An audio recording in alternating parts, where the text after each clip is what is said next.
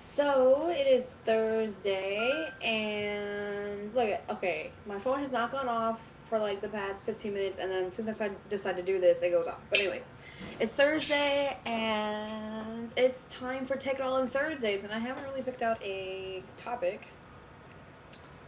You know, I could probably update you on the happenings outside, apparently, because I feel like when the outside, I guess, courtyard, I guess you would say, for my apartment building, anytime anything goes on out there, I kind of like have tuned it out. So, but when I play back the video, I'm like, oh shit, that's super loud. So, sorry for any interruptions, but any of the kids outside, I'm happy that they're outside playing because you don't see that around anymore. I feel like you don't, like, kids don't go outside and play. When I was a kid, we did that, so I don't know. So it kind of makes me happy that I hear kids playing outside. But anyways, sidetracked. Um, hmm. Sorry, my glasses keep glaring, but I just feel like wearing my glasses because I was about to take a nap, but then I didn't.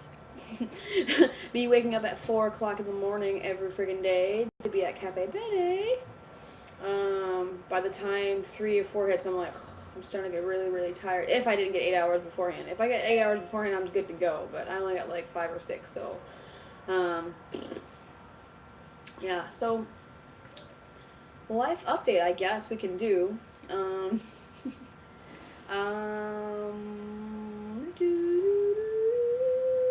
oh yeah. Okay. Well, let's start this. I Cafe Benny. Well, the head barista quit, and he got offered a better job elsewhere. And just with all the frustrations that happen at Benny, slowly growing, slowly progressing, people are finding their way, management's getting, I don't know what you want to call it, they're growing into the position, I don't know what the fuck. Just people are finding their niche better and better and better, blah, blah, blah. And some people are like, fuck this, I don't need that. I'm going to go to a different cafe where I have skills, which, um, to be honest, for what we're paid, a good barista would go elsewhere.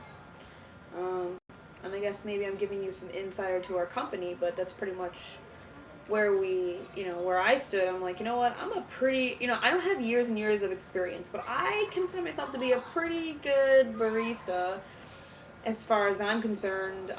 Knowing, like, the knowledge I've already gained in a few months, like, I know a ton already. I've researched these things. I've trained with so many different people, and, you know, I just feel like my experience, yeah, it may not be in the years, but I really take the time to kind of, I guess, hone this craft of coffee and being a barista. But I don't know. I just kind of get frustrated that I get paid the amount I get paid, and I feel like maybe I can get paid more somewhere else. So what did I do? I ventured on Barista Exchange, applied for this job, got the job. So now I'm kind of in transition of training for another job, but they can't offer 40 hours because the cafe is not open like Cafe Bene. Obviously, Bene is open 21 hours of the day, 5:30 a.m. to 2:30 in the morning. So they're only closed like 3 hours of the day, like 2:30 to 5. They're closed in the morning. So this other cafe is open from like 7 to 5. Pretty standard. Like a lot of the cafes do that. But yeah, I got this job. She's like, come in, pretty much your time to shine, your audition kind of thing.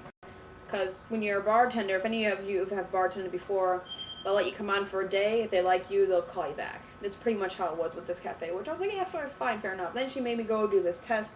They wanted to see how I steamed milk and how I pulled my espresso and, whatever else, and how careful I was, if I knew bitterness and sourness and all that shit.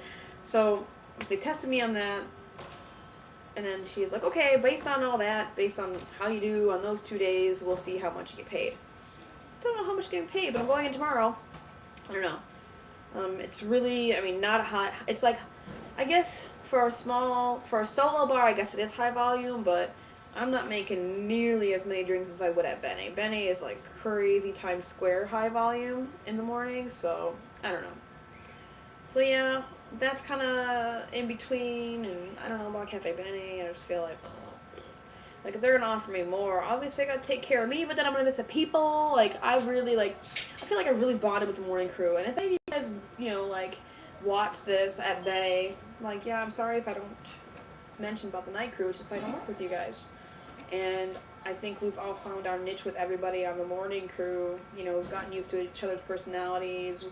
I've begun to understand how to deal, or at least work around any type of snags or bumps in the road with certain people who have, you know, I think we all have, at Benny, it's kind of weird, or not even weird, it's kind of extraordinary, because we all have these really, really different, strong personalities, and it's really kind of interesting, and I find it really like, wow, that's really cool that, you know, there's not one bland person. We all have these like crazy different things about us that make, like, coming together, it was hard. I think it was hard in the beginning working together, but then like we found our way, which is pretty cool. Yeah, morning shift is where it's at. Sorry night people. Like, I like when I have like the night people come in the morning, and like I think Margot's mostly a night person. I love working with her, and like I'm so glad Joey's on mornings now, and like, you know, Manuel's work. Like, I don't know, it's just all great. It's like all great all around. So if you guys remember or haven't watched or whatever, I remember telling you guys about how you just need one, right? You just need one day to really show your stuff, and then you'll get your chance. You need one chance, you need one simple yes to, you know, to all the things you've tried. So I talked about how, you know, obviously I'm in film or whatever, and I aspire to be a first AD now. I've changed my goals. First AD is kind of what I want to do. And what I found is this. It's so funny. Like, if anyone at Bene tells me what to do, I get really pissed. I don't like being bossed around. Anyone on set or on film tells me what to do, I'll do it. It's kind of weird, because the hierarchy of film, it's kind of like a military type thing. Like, you have to hire people, and you have to like follow the orders or whatever. And I don't know, I do well in a really strict environment. And film is really, when you're on set and you don't follow, you know, who's above you, man, you ain't working the next day for the most part. And I think I know that, and I think like with film, I think that hierarchy works for me. I mean, anyone who knows me and my family know that. Like ROTC, I like totally just, I shined in that type of system. It worked for me. I don't know. Do not ask me why I did not join the real military. I will not get into it. Those values are, or that opinion is kind of, I guess, maybe reserved for another vlog, I guess. But yeah. So Craigslist is a bunch of shit. I want everyone to know that. If you are looking for film work and you move to New York City, Craigslist will only get you so far. I will tell everyone that first and foremost. Do not waste your time with Craigslist, because it's a bunch of students or people who have indie films who, it's either low budget, no budget, want you to work for free. Now, if you are just starting out and you are still in college, or you're a high school student looking to gain experience, yeah, that's fine. But if you're really trying to break into the real industry, the film industry, where it's actually studios and networks, and actually this shit's being broadcast and distributed nationwide or even internationally, Craigslist is not usually where you want to go. It's very rare that you'll find a real position on Craigslist. Now, granted, I have a few feature films under my belt, and I found them on Craigslist, but they're all indie low-budget films. And most of those, granted, the last feature I worked on is trying really hard to get in, you know, the distribution, trying to get that deal or whatever. Granted, they may be working really hard, but they haven't really gone anywhere, to be honest. So indie is really hard, and to get into the real blockbuster or union type shows, it's like the union movies and all that, it's quite difficult if you don't know the right person. So I sat down one day and I'm like, fuck this, I have to figure out something else to do. And I just so happened to I go on this one website. All these people's info is there. I mean, come on, it's public domain. They've offered up their information, emails, phone numbers. It's all there, and it's nothing you have to pay for, because I know below the line, a lot of people know about Mandy. Yeah, okay, you can find some jobs there. A lot of people know about belowtheline.com, where they have the production, they have like your producer's numbers. You can call them and say, hey, are you looking for any day players? That does work, but if you don't want to pay $50 a year, you have to pay for below the line, so forget that. Right now, I'm too fucking poor to pay for a listing that I would find online. So I went on this one website, And for any of you that want to know, I mean, please contact me. Exactly what I did is I started emailing people. I came up with this, this message that said, hey, I relocated to New York City. I'm looking for additional set PA work, blah, blah, blah. Because if you want to be an AD, obviously you have to start, or at least gain some set PA experience, get to know people, network, blah, blah, blah, and then you work your way up. Usually that's how it works in film. Got to do the ladder thing. And if anyone knows any better, please correct me if I'm wrong, but I'm pretty sure that's how the system works. You have to network. You have to know people and take your first job and go from there. Because most likely, if you did good on their first day on that job, they will call you back for another job. And if you do good on that set, someone from that set will say, hey, you know what, she was a good PA on that show, so I'm going to call her for the next show. And that's usually how you're going to get your work, is through the people you know or the people you meet on, things you work on. So it's really important that you're on your A game anytime you go on set or anything like that. So yeah, I emailed all these people, and sometimes, for every, I think, 10 emails I sent out, I got maybe about 2 responses. And most of them were really helpful. They said, some of them were like, oh, don't contact me, contact production coordinators. Or don't contact first AD, contact second ADs. Or, oh, don't contact second ADs, contact key PAs. And I'm like, I didn't know really what a key PA was until I actually got here. I didn't really know that they had key PAs. I know second ADs took care of that, first ADs took care of that. But see, I was in the indie budget thing, so I didn't really know. So now I know. And because they gave me all this information, they helped me.